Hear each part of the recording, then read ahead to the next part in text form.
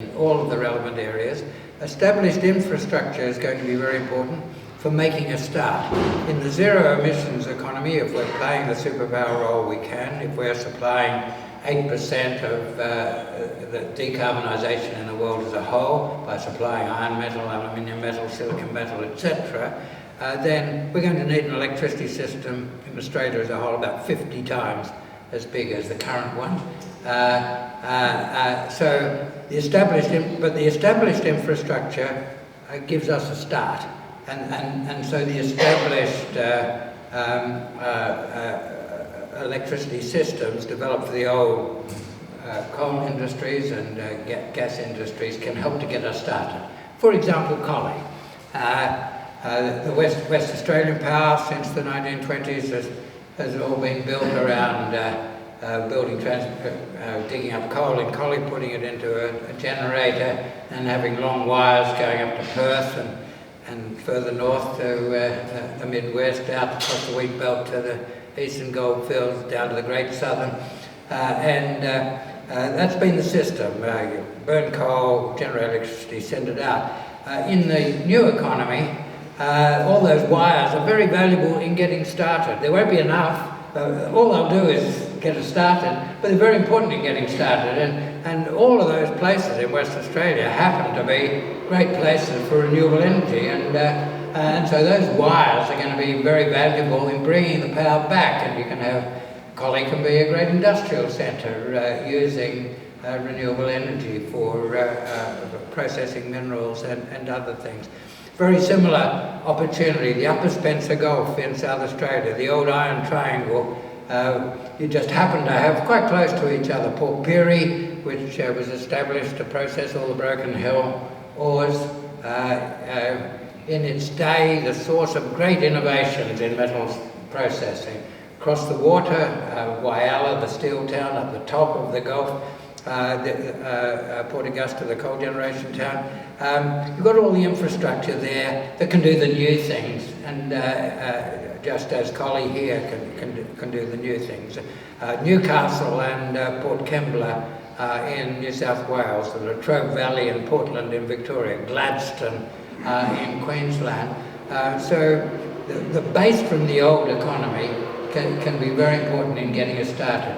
And even more important is the industrial culture from these old industries, mining and metallurgy. If you try to, even a nice, clean, green iron plant, you try and get approval to build it in Scarborough, and you won't get many supporters. But the old industrial towns and mining towns love it. Especially when it's an alternative job to the jobs that are declining. In Australia, on the back of the old mining and metallurgical industries, we've got a lot of places that are strongly supportive of the types of industries that we're going to have to expand, and so that's going to turn out to be a big advantage. So our history of mining, metallurgy, forestry and agriculture helps to get us started. And it'll be very important in the next 10 years. After that, we'll have to build bigger, newer things, but we'll have made a good start. So this is the superpower vision, is that we have huge renewables because of our wind and sun and land. We then use that low-cost energy to process both the minerals that we've already got and then the new critical minerals.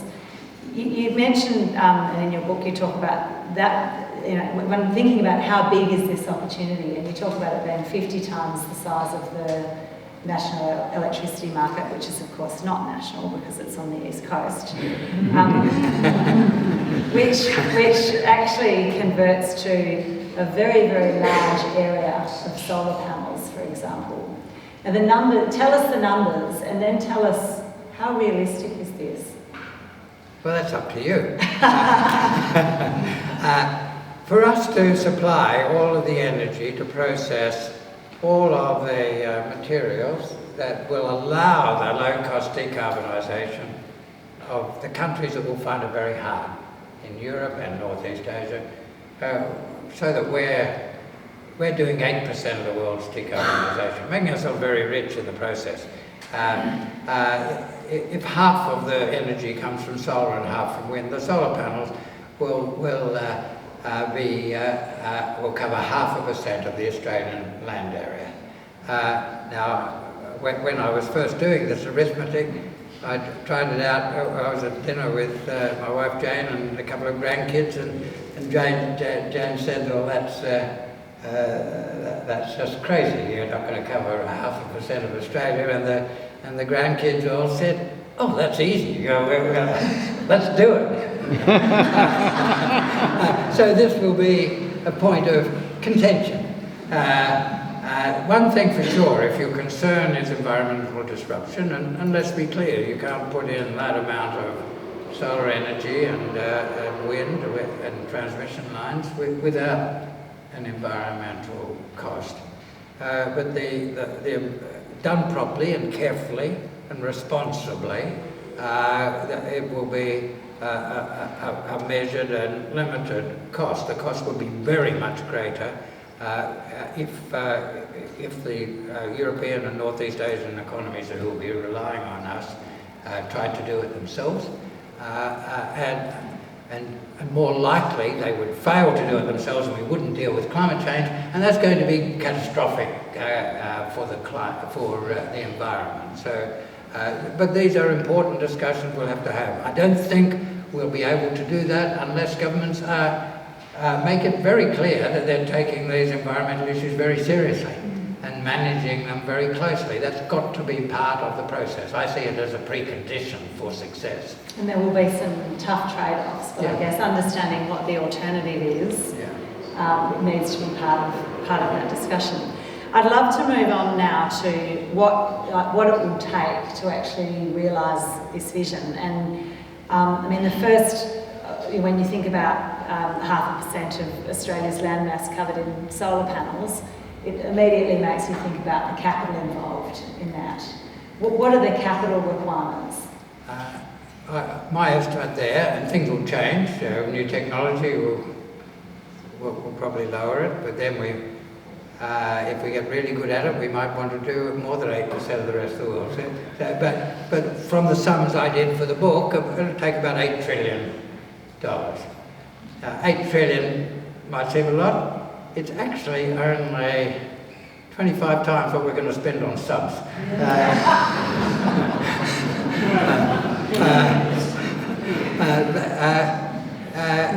But I suggest in the Superpower Transformation, and the way to look at it is, we completely restructured the Australian economy between 2002 and 2012 to meet the demands of Chinese industrial growth. We invested up to 8% per annum of our total expenditure, invested it in mining to supply growth in the Chinese market. $8 trillion spread out, this will take 35 years. Over that time, would take 5.5% of GDP in investment. That's a huge amount of money, but it's actually no more proportionately than we spent on restructuring the Australian economy to supply China with minerals for its big industrial boom. Now, we didn't do that perfectly, and we didn't save enough money when it was going on, and so we had to deal with the dog days after the China boom ended. We can manage it much better than that, but we did it. It's in the ballpark. So it's no more than that. The fact that it will take much longer mean it won't be a boom and bust thing. You can have expanding employment and rising incomes over a long period of time. This can underwrite Australian prosperity for a couple of generations. And is the capital there? You know, what's the situation in terms of the availability of that capital? There was no difficulty getting, on average, more than 5.5% of GDP into mining for a dozen years. At a peak, about 8%. In the world as a whole, in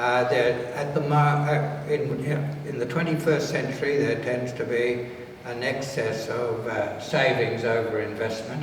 We actually need, and that is why real interest rates adjusted for inflation have been negative in the last 12 years. Even today, with the Reserve Bank raising interest rates, still negative in real terms, it's much less than the rate of inflation. These amounts of money, eye-watering though they are, they're small compared with the surplus of savings in the world as a whole.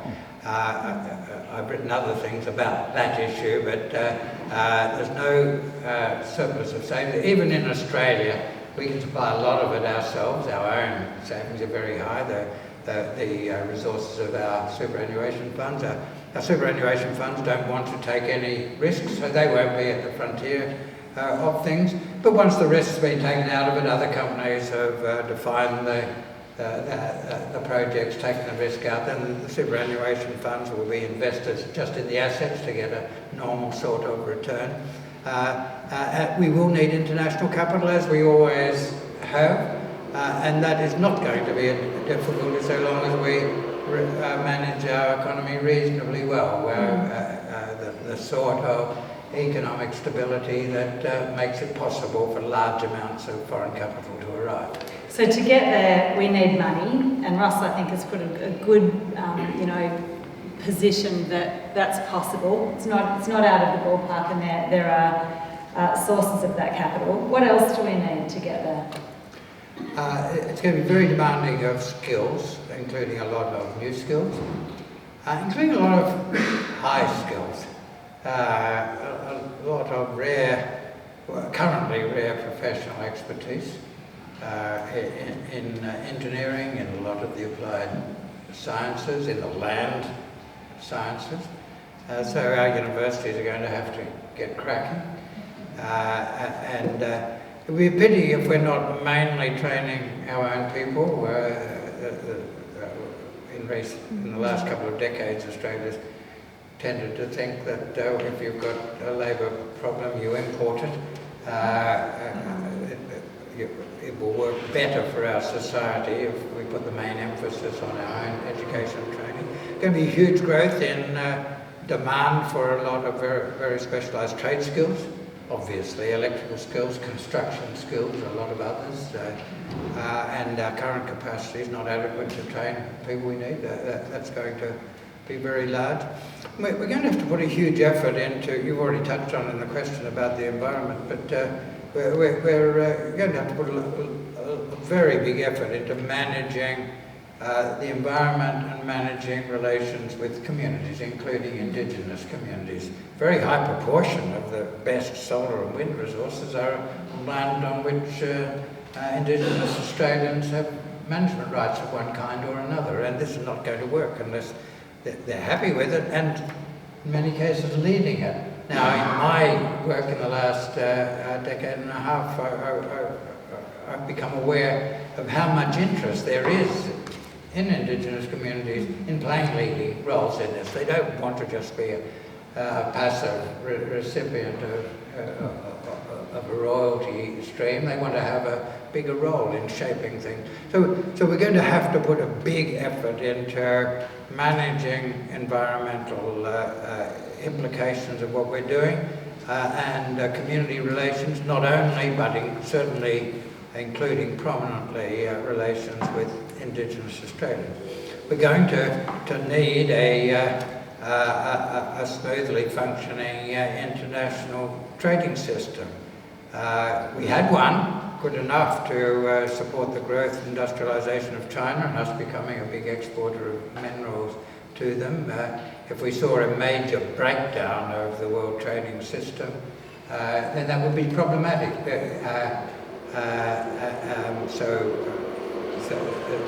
So maintaining good trade relations with a wide range of countries, most importantly the countries of Europe and Northeast Asia, who are the natural markets, but not only them, but the world as a whole. So getting that right is going to be very important. Getting that right is going to be very important for the success of humanity in dealing with climate change anyway, but certainly in us getting most out of it. They're some of the big ones. Okay, that's great. What about what about from a government and a policy perspective? What do we need to see happen now that sets up the environment for that pathway towards the superpower? Government's got a very big role in the training and education. It's got a very, very big role in the community relations and environment relations. It's going to have a very big role in provision of essential infrastructure. Of that $8 trillion investment, probably about 1/7 of that will be in areas that are natural monopolies, where state investment is most efficient: electricity transmission, water availability and services, especially in the dry states where a lot of the opportunity is, South Australia and Western Australia. Government provision on a very large scale in Western Australia and South Australia. A lot of it will be desalinated water, which fortunately is relatively low cost if you use low-cost renewable energy, providing that infrastructure. And we'll need a big investment by government in hydrogen storage and transport. So these three areas will require big public investment and efficient provision of the services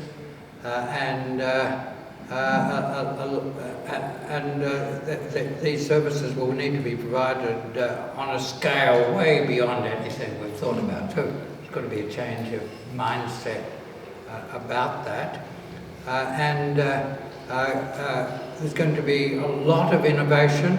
There's always a need for government support for innovation. The pioneers in any new activity, and there'll be lots and lots of new things happening. The pioneers carry all the costs and make all the mistakes, and for that reason economics tells you that there should be fiscal support for innovation. We do that through ARENA for renewable energy. We need to do that through an institution like ARENA for a wide range of innovations in industry. We're going to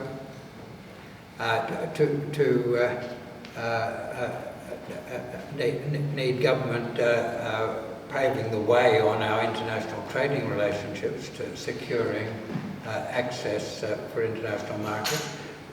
We won't get to these big things in the long term if we don't take the first steps. And the very first thing is to make sure that we maintain the momentum in renewable energy growth. Nearly all the renewable energy expansion we've had so far has come, it would have been motivated by the carbon price that I recommended way back, and which we had for a couple of years, but that was abolished. So nearly all the action has come from the incentives provided by the renewable energy target. In the absence of a carbon price, while we go through the transition, that needs to be extended and reformed. And one corporate taxation reform that I've emphasised as being important in the book is, I think that there's lots of problems with our current structure of corporate income tax based on the standard corporate concepts of profit. I think a cash flow based tax will provide much more incentive for high levels of investment without denuding the revenue in the long term. This bit blew my mind a little bit, I have to say, trying to get my head around the cash flow accounting approach and the taxation system. At that point I thought, I'm not sure if we're going to have time to cover that. Well, I'll just mention it. No, I've done that. We've done that, okay. I want to move to some questions soon, but there are a couple of things I want to cover before we do. The impact so the US has passed the Inflation Reduction Act, which is potentially $1 trillion investment in the US's role in moving towards a decarbonised global economy. What does this mean for Australia, and how should Australia respond to it? Yeah, that's a hard question. For Australia, it's bad news because it could cut Australia out of some of its opportunity. But at the same time, it's going to accelerate decarbonisation in the United States, so that's a good thing. The way they've done it is highly protectionist, and that's a pity. For example, they give a huge subsidy for people who buy electric cars, but only if they're made in America. What about hydrogen? And similarly, they're giving a subsidy for homemade, American-made hydrogen, $3 US dollars a kilogram. I reckon in West Australia now we can make hydrogen for less than $3 US dollars. So their subsidy is more than our cost of production. And what will that do to capital allocation then? Well, it looks as if it could be very damaging, and some investors in Australia who were investing in Australia are now saying, oh, I'll go to the US, but I'm not sure there will be. In the very short term, it will be quite a big distraction, but these subsidies will lead to accelerated decarbonisation of the United States, of North America, because the US is so closely linked to Canada and Mexico. But I think it's very unlikely that the subsidies to hydrogen and other things will lead to competing exports of those products. And the US was never going to be an important market for us. The US is a huge economy. It's actually got very large renewable energy resources, absolutely, but it will need them all to decarbonise itself. For the US to be a big exporter of the sorts of things we've been talking about in competition with Australia would require huge subsidies. I don't think that the current US Congress or President Biden or DeSantis or Trump after the next election is going to invest hundreds of billions of US dollars in subsidising the decarbonisation of Japan and Korea and China and Germany. So short-term distraction, but long-term doesn't affect our markets. Our markets will not be affected, I think. But I think we should take this as an alert to make sure we do the things quickly that we should be doing anyway, including extension of the RET, improving incentives in the corporate taxation along the lines that I've suggested. Do the things that make sense for us anyway, we should do anyway, but make sure we do them quickly. Good tip. So we've talked a lot about the long-term big picture vision. Wouldn't mind just spending a few minutes looking at decarbonising our own economy. So this is focusing on how we shift our activities to help the globe decarbonise and create new economic opportunities. But at the moment, we have our own emissions profile here. We also, two of our three biggest exports are coal and gas, and that's part of decarbonising our own economy has got to be responding to changing demand for those commodities. What's going to happen on that front? Well, if you look at the pipeline of gas and coal projects, there's an expectation amongst our corporates that the world's going to fail in dealing with climate change. We'll only have a big expansion of gas and coal exports in line with current investment plans of a lot of companies if we don't meet any of the global targets. Now, that will actually be catastrophic for those companies as well, although they don't know it. We'll have a breakdown in global order that's very damaging to all economic activity. But I actually, you can't be confident, certainly can't be complacent, but I think there are reasonable prospects of the world now getting to zero emissions by the middle of the century, zero net emissions. And in that world, any big investment in a new coal or gas project that's still on the drawing boards now and it's going to take a number of years to construct, a lot of that will be wasted capital. And the shareholders of those companies will have good reason to not be very happy about directors now who wasted all that capital. It would have been better for the shareholders for that to be given out now as dividends or buyback of shares The way the international community has agreed to do these things is the countries that do the burning of the coal or the gas that are responsible for reducing their emissions. And so, given those international understandings, that under the current rules, it's up to India and China to stop using coal and to take away the markets for Australian coal. I actually think it very likely that they will do that. India will be harder, but India said it won't get to zero net emissions till 2070. But India's got very good reasons to join the international effort. At very big risks of destabilising India through unmitigated climate change. There's a lot of good science in India. So those ideas are working in India, and over time will have its effect. So I think it's quite likely that a lot of the investment, if we went very far in that pipeline of investments for gas and coal, that a lot of that capital would turn out to be wasted. Much better if, it'd be nice if our governments taxed a bit more of it, but if it ends up staying with the companies, much better for the companies to give it out as share buybacks or dividends rather than waste it. And in the meantime, because obviously these are very capital intensive projects where once you've built the project, you're incentivised to make it last for as long as possible. In the meantime, are we free riding globally, by continuing to invest in these areas? Oh, we certainly are. The international, well, first the other countries, and led by the Europeans, but with the Northeast Asians quite prominent, and now America joining it in its, unfortunately, its highly protectionist way, but getting on with it. And especially in the capital markets, there's a lot of inhibition about investing capital in new projects. Our pipeline of gas and coal, there's no equivalent of that in Europe.